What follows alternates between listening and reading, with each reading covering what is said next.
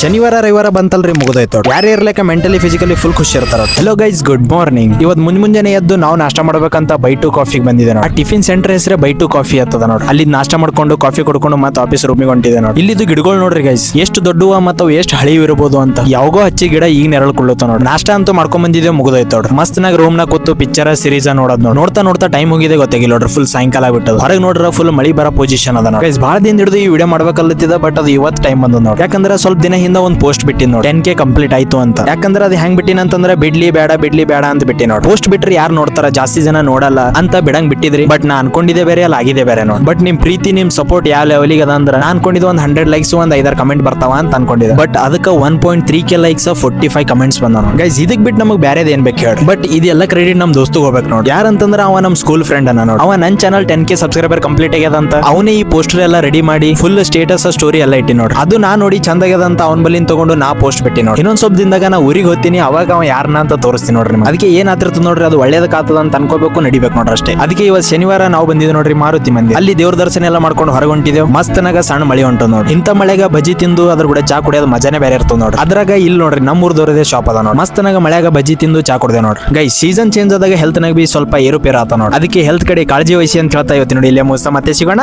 By, take care.